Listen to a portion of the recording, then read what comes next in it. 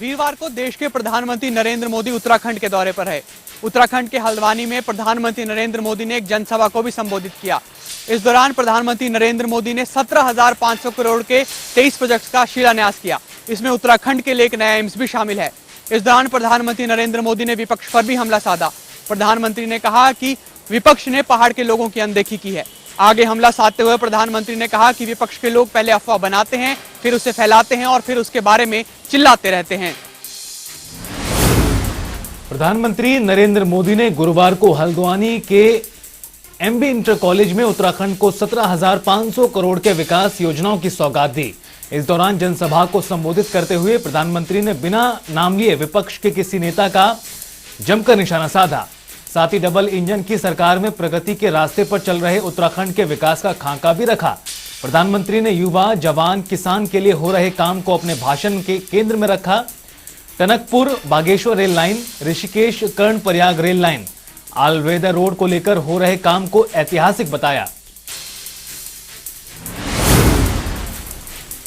UP दौरे के आखिरी दिन चुनाव आयोग ने लखनऊ में एक प्रेस कॉन्फ्रेंस की, जिसमें अगले साल होने वाले विधानसभा चुनाव की जानकारी दी गई। चुनाव आयोग ने बताया कि उत्तर प्रदेश के सभी राजनीतिक दलों ने समय पर चुनाव करवाने की मांग की है, जिससे साफ हो गया है कि ओमिक्रॉन के खतरे के बीच शायद चुनाव ना टाले जाए। चुनाव आयोग ने बताया कि 5 जनवरी को आखिरी मतदाता सूची आएगी, जिसके बाद ही चुनाव की तारीखों का ऐलान होगा। उत्तर प्रदेश में चुनाव की तैयारियों और ओमिक्रॉन के बढ़ते संकट के बीच मतदान की तैयारी को लेकर लखनऊ में चुनाव आयोग ने अहम बैठक की। इसके बाद प्रेस कॉन्फ्रेंस में चुनाव आयोग की तरफ से बताया गया कि सभी राजनीतिक दल कोरोना की तीसरी लहर की आशंका के बीच भी समय पर चुनाव चाहते हैं। चुनाव आयोग ने यह भी बताया कि आखिरी मतदाता सूची 5 जनवरी को आएगी, जिसके बाद ही चुनाव की तारीखों का ऐलान होगा। इसके अलावा रैलियों की संख्या सीमित रखने पर राजनीतिक दल सहमत हैं। इतना ही नहीं, राजनीतिक दलों ने मांग की है कि कोरोना को देखते हुए दिव्यांग और 80 साल से ऊपर के बुजुर्गों को घर से ही मतदान की सुविधा मिलनी चाहिए। केंद्रीय वित्त मंत्री निर्मला सीतारमण राज्य और केंद्र शासित प्रदेशों के वित्त मंत्रियों की प्री बजट मीटिंग की अध्यक्षता कर रही है। यह बैठक दिल्ली के विज्ञान भवन में हो रही है। इस बैठक में छत्तीसगढ़ के मुख्यमंत्री भूपेश बघेल भी शामिल रहे। इसके साथ ही हरियाणा के मुख्यमंत्री मनोहर लाल भी शामिल रहे। इसके साथ साथ जम्मू कश्मीर के उपराज्यपाल मनोज सिन्हा भी शामिल रहे। केंद्रीय वित्त मंत्री निर्मला सीतारमण की अध्यक्षता में प्री बजट की बैठक हुई। इस बैठक में तमाम राज्यों के वित्त मंत्री शामिल हुए। वहीं बैठक के बाद हरियाणा के मुख्यमंत्री मनोहर लाल ने कहा कि कोविड काल के दौरान भी हमने वित्त प्रबंधन में अच्छा काम किया। वहीं सीएम ने कहा कि जीएसटी को लेकर हरियाणा ने एक सलाह दी है कि एक ऐसा मॉडल बनाया जाए जिसमें प्रोडक्शन करने वाले राज्यों को भी जीएसटी का कुछ हिस्सा मिल सके। सीएम मनोहर लाल ने बढ़ते हुए ओमिक्रॉन पर बोलते हुए कहा कि प्रदेश सरकार स्वास्थ्य सेवाओं में बदलाव किया है ताकि समय रहते वायरस से निपटा जा सके।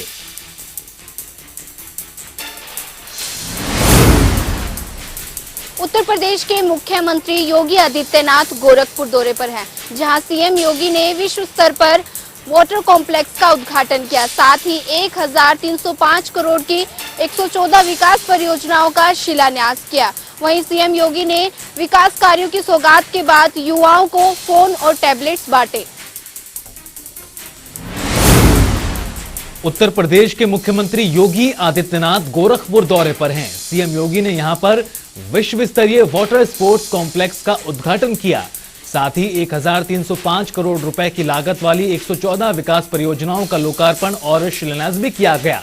विकास कार्यों की सौगात देने के साथ ही मुख्यमंत्री ने युवाओं को टैबलेट और स्मार्टफोन भी बांटे।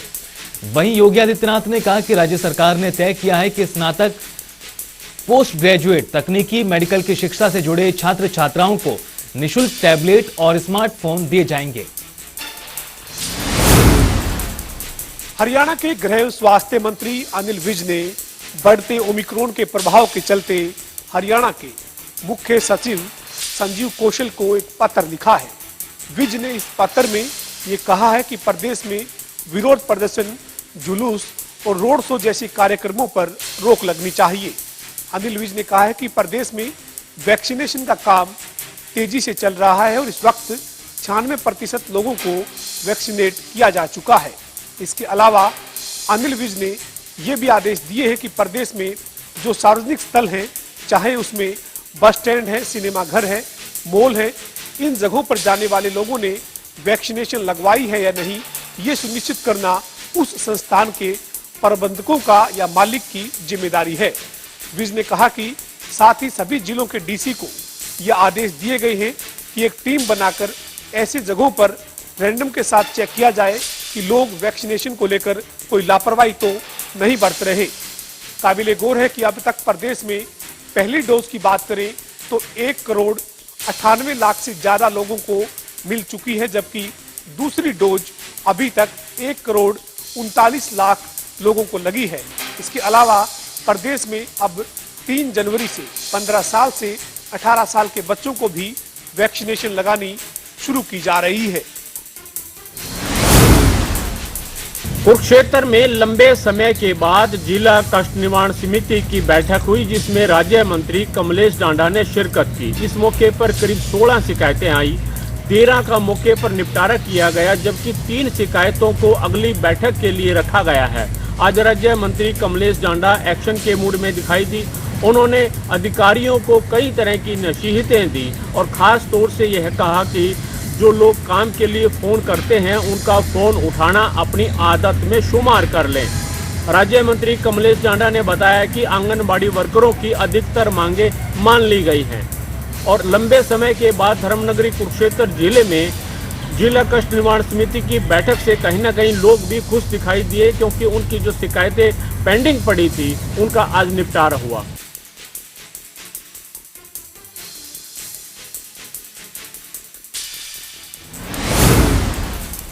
मुंबई में कोरोना को लेकर धारा 144 लगा दी गई है। मुंबई के अगर कोरोना काल की बात करो तो महाराष्ट्र के अंदर इसके पहले भी 2 जो लहर आई थी, सबसे ज़्यादा जो असर था वो महाराष्ट्र और मुंबई में नजर आया और सबसे ज़्यादा मौतें भी जो थी महाराष्ट्र और मुंबई में भी है और लगातार जो कोरोना का केस है मुंबई में वो बढ़ता जा रहा है। कल हमने देखा 2500 का जो आंकड़ा था वो कहीं ना कहीं पार कर दिया गया था। और अगर कोरोना की बात करें तो जो सीएम है उद्धव ठाकरे वो लगातार मीटिंग कर रहे हैं और कल उन्होंने इकबाल चहल के साथ भी मीटिंग करी और कोरोना को लेके तमाम जो टास्क फोर्स है उनसे मीटिंग करी और आने वाले वक्त के अंदर क्या मुंबई और महाराष्ट्र में लॉकडाउन लगेगा उसकी भी चर्चा भी है। लेकिन फिलहाल ये बता दें आपको कि 31 दिसंबर है, जिसकी वजह से धारा 144 लगा दी गई है पूरे मुंबई के अंदर और कोई भी आयोजन को के ऊपर रोक लगा दी गई है। और तमाम जब से मुंबई के अंदर ये देखा जा रहा है कि कोरोना के जो केसेस है वो लगातार बढ़ रहे हैं। अगर ओमिक्रॉन की बात करें तो ओमिक्रॉन के भी केस जो है सबसे ज़्यादा मुंबई के अंदर नज़र आ रहे हैं, जिसको लेकर प्रशासन जो है वो अलर्ट मोड पे है। अगर बीएमसी की बात करें तो बीएमसी ने कोरोना के लिए तमाम जो तैयारी है उसको करने की शुरुआत कर चुकी है। और अगर ऑक्सीजन की बात करें तो तमाम जो हॉस्पिटल्स है ऑक्सीजन के जो सिलेंडर्स है वहाँ पर वो तमाम चीज़ों का जो जायजा है वो सरकारी अधिकारी ले रहे हैं। अब देखने वाली बात ये होगी कि आने वाले वक्त के अंदर क्या कोरोना की तीसरी लहर से मुंबई और महाराष्ट्र के अंदर कितनी खामियाजा भुगतना पड़ता है। गेस्ट टीचर्स का प्रदर्शन छठे दिन भी जारी है। उनका कहना है कि जब तक उनकी मांगों को लिखित रूप में नहीं मान लिया जाता तब तक वो अपने धरने से नहीं उठेंगे। उनका कहना था कि अधिकारियों से बातचीत हुई थी, सर्विस रूल्स के बारे में भी अधिकारियों से मुलाकात हुई, लेकिन बेसिक सैलरी के मुद्दे पर अब तक कोई बात नहीं हुई। वहीं इसको लेकर हरियाणा के शिक्षा मंत्री कंवरपाल गुर्जर का यह कहना है कि अधिकारियों से उनकी बातचीत हुई थी और उनका एक डेलीगेशन मुझसे भी मिला था और मुलाकात करने के बाद इनका डेलीगेशन संतुष्ट था, लेकिन कहीं ना कहीं लगता है कि इनकी यूनियन के अंदर ही विवाद है। कुछ लोग सहमत नजर आते हैं तो कुछ लोग असहमत हैं और इस प्रकार से रास्ता रोककर धरना देना बिल्कुल गलत है। इस प्रकार से आगे भी अगर कोई इसी अपनी बात को मनवाना होगा और इस प्रकार से करेंगे तो ऐसे समाज में मुश्किल पैदा हो जाएगी। और जहाँ तक सरकार की बात है, सरकार का सकारात्मक रवैया गेस्ट टीचर्स के प्रति रहा है और सरकार की सहानुभूति इन टीचर्स के साथ है, लेकिन नियमों के अंतर्गत ही कार्रवाई की जाएगी और नियमों से बाहर जाकर इनकी मांगें नहीं मानी जा सकती। और अब तक का जो सरकार का रवैया था वो बेहद सकारात्मक रहा है। ऐसे में इस प्रकार की जिद करना और रास्ता रोककर धरना देना बेहद गलत है। अब देखना होगा कि गेस्ट टीचर्स और इन जो सरकार के बीच का जो गतिरोध है वो कब तक खत्म होता है, क्योंकि सरकार का जहाँ कहना है कि उनका रवैया सकारात्मक है और अधिकारियों से बातचीत हुई है, तो वहीं गेस्ट टीचर्स का यह कहना है कि जब तक लिखित रूप में उनकी मांगे नहीं मानी जाती तब तक वो इस प्रकार से धरना प्रदर्शन करते रहेंगे। चंडीगढ़ चुनावों में पहली बार मैदान में उतरी आम आदमी पार्टी ने 35 में से 14 सीटें जीती और उसके बाद सबसे बड़ी पार्टी उभर कर सामने आई है, जिसके लिए आज पार्टी के संयोजक अरविंद केजरीवाल खुद चंडीगढ़ में पहुंचे और उन्होंने रोड शो के जरिए चंडीगढ़ की जनता का धन्यवाद किया। तस्वीरों से साफ जाहिर हो रहा है कि पार्टी के कार्यकर्ता भी कितने उत्सुक नजर आ रहे हैं और इसके साथ ही करीब 1 किलोमीटर के रोड शो के लिए पार्टी के कार्यकर्ताओं ने पूरी ताकत भी झोंकी। कोरोना ओमिक्रॉन के मामले जिस तेजी से बढ़ रहे हैं, लोगों में टेंशन बढ़ती जा रही है। एक दिन में कोरोना के 30% तक मामले बढ़ चुके हैं। वही कोरोना के बढ़ते मामलों को देखते हुए केंद्रीय स्वास्थ्य मंत्रालय के सचिव राजेश भूषण ने दिल्ली, हरियाणा समेत 8 राज्यों को चिट्ठी लिखी है। चिट्ठी में कोरोना की जांच को बढ़ाने, अस्पतालों में तैयारियों को मजबूत करने और टीकाकरण की गति तेज करने को कहा गया है। कोरोना और ओमिक्रॉन के मामले जिस तेजी से बढ़ रहे हैं, उससे लोगों में चिंताएं बढ़ने लगी हैं। एक दिन में कोरोना के मामले 30% तक बढ़ गए हैं। वहीं कोरोना के बढ़ते मामलों को देखते हुए केंद्रीय स्वास्थ्य मंत्रालय के सचिव राजेश भूषण ने दिल्ली, हरियाणा समेत 8 राज्यों को चिट्ठी लिखी है। चिट्ठी में राज्यों को कोरोना की जांच बढ़ाने, अस्पताल में तैयारियों को मजबूत करने और टीकाकरण की गति को बढ़ाने के लिए कहा गया है।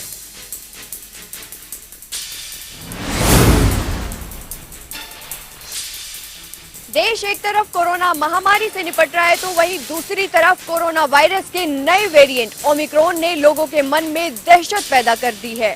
कोरोना का डर अभी खत्म हुआ नहीं तो वहीं दूसरी तरफ कोरोना वायरस का नया वेरिएंट ओमिक्रॉन सरकार और लोगों की चिंता लगातार बढ़ाने लग रहा है। आपको बता दें, ओमिक्रॉन वेरिएंट भारत में तेजी के साथ अपने पैर पसार रहा है। भारत में ओमिक्रॉन वेरिएंट के मामले लगातार बढ़ते जा रहे हैं।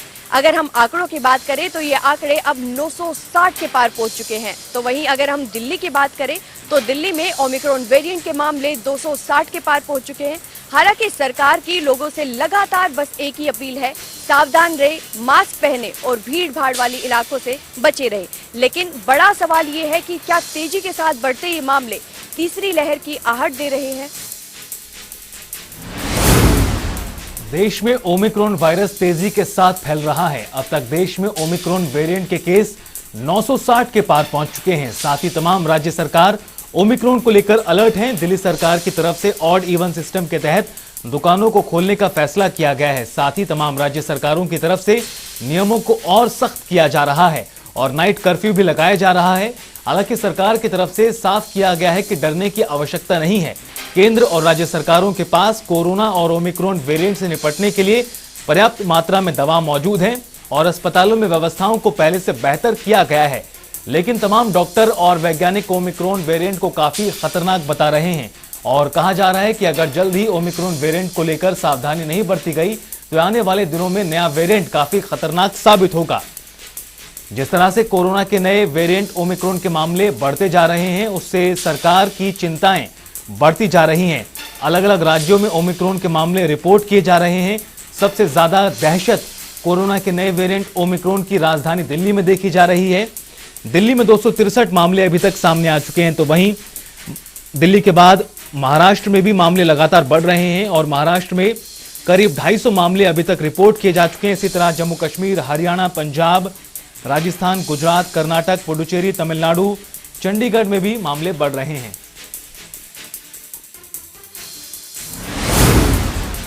पंचकुला में फूटा आज कोरोना बम। एक साथ 25 नए कोरोना संक्रमित मरीजों की हुई पुष्टि। यह पुष्टि पंचकुला सिविल सर्जन डॉक्टर मुक्ता कुमार ने की।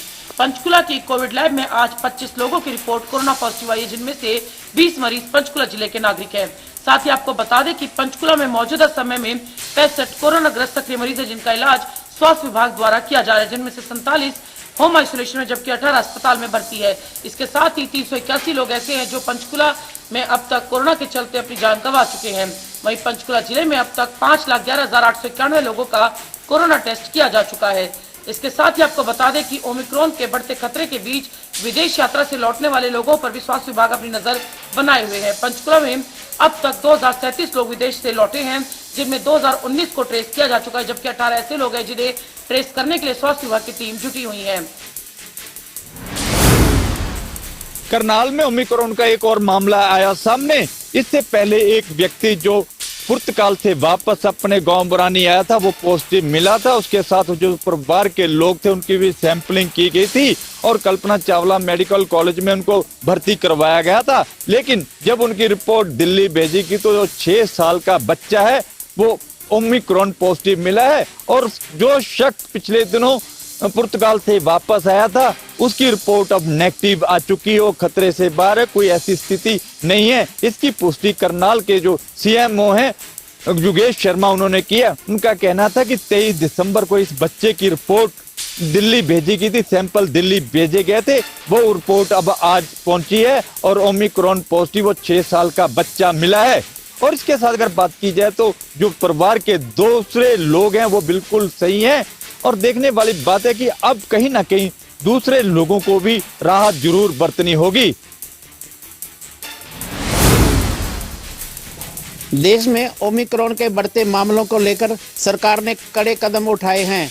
प्रदेश सरकार भी इसको लेकर काफ़ी हरकत में आई है। जिला प्रशासन ने भी इसको लेकर काफ़ी सख्त कदम उठाए हैं। रतिया में तहसीलदार विजय सयाल ने बताया कि 1 जनवरी 2022 से सरकारी कार्यालयों व सार्वजनिक स्थानों के प्रवेश पर दोनों डोज की लगाई हुई प्रमाण पत्र दिखाना होगा अनिवार्य, अन्यथा कार्रवाई होगी। उन्होंने कहा कि मास्क पहनना भी अति जरूरी है। वहीं प्रशासन के इन आदेशों के बाद लोगों में हड़कंप मचा हुआ है और दूसरी डोज लगवाने को आज रतिया के सरकारी अस्पताल व वैक्सीन कैंपों में लंबी लंबी लाइनें देखने को मिली। कोरोना महामारी की तीसरी लहर के अंदेशे को देखते हुए सरकार ने सख्त आदेशों के बाद वैक्सीनेशन लगवाने के लिए हॉस्पिटलों में अब लोगों की लंबी लंबी लाइनें देखने को मिल रही हैं। रोहतक जिले के कोरोना की दोनों डोजों का आंकड़ा अब 96% तक पहुंच गया है। सरकार द्वारा 1 जनवरी से सार्वजनिक स्थानों पर उन लोगों पर प्रतिबंध रहेगा जिन लोगों ने दोनों डोज नहीं लगवाई है। हालांकि सरकार ने लोगों से सख्त निर्देश दिए हैं कि जो लोग कोरोना की डोज नहीं लगवाएंगे उनको सार्वजनिक स्थानों पर प्रतिबंध रहेगा। हालांकि उनको सरकारी सुविधाएं भी नहीं लगेंगी। इसलिए लोगों में जागरूकता है और लंबी लंबी लाइनें देखने को मिल रही हैं। और जिले में 10,000 तक वैक्सीनेशन अब हर रोज का लग रहा है, जिसको देखते हुए प्रशासन सख्त हो गया है और प्रशासन ने लोगों को सख्ती बरतते हुए कहा है कि जो लोग मास्क नहीं लगाते उनका अब चालान भी कटेगा। हालांकि प्रशासन पूरी तरह से तैयार हो गया है और ऑक्सीजन बेड व वेंटिलेटर बेड की भी पूरी व्यवस्थाएं कर दी गई हैं।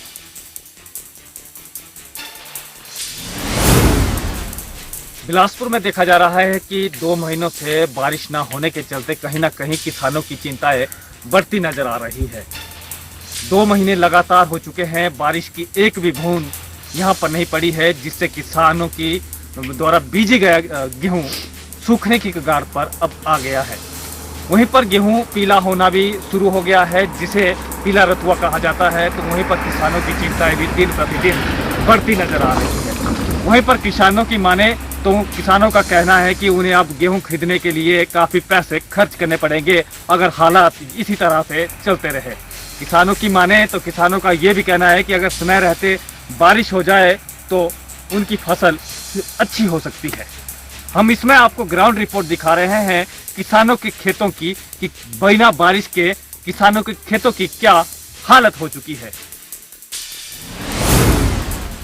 नए साल का जश्न इस बार फीका रहने वाला है, क्योंकि सोनीपत पुलिस प्रशासन बढ़ती हुई तीसरी लहर को लेकर सख्त नजर आ रहा है। जहां प्रशासन द्वारा 31 तारीख के शाम 5 बजे से लेकर 1 तारीख के 2 बजे तक कड़े निगरानी के प्रबंध किए हैं। जहां पुलिस प्रशासन द्वारा 11 राइडर नियुक्त किए गए हैं, तो वहीं मुरथल NH 44 पर ढाबों पर नजर रखने के लिए सभी संबंधित थानों में और सभी थाना SHO और इसके अतिरिक्त पुलिस PCR द्वारा निगरानी रखने के निर्देश दिए गए हैं और नियमों की पालना न करने वालों के खिलाफ सख्त से सख्त कार्रवाई की जाएगी। वहीं प्रशासन द्वारा ये भी निर्देश दिए गए हैं कि किसी भी प्रकार की कोई पार्टी रात को नहीं की जाएगी। और वहीं जिस प्रकार से नाइट कर्फ्यू लगातार चल रहा है, उसी के मद्देनजर कोरोना ना फैले, इसलिए किसी भी प्रकार की बुकिंग को लेकर भी सख्त निर्देश दिए गए हैं और इसकी अवहेलना करने वाले लोगों के खिलाफ सख्त कार्रवाई की जाएगी।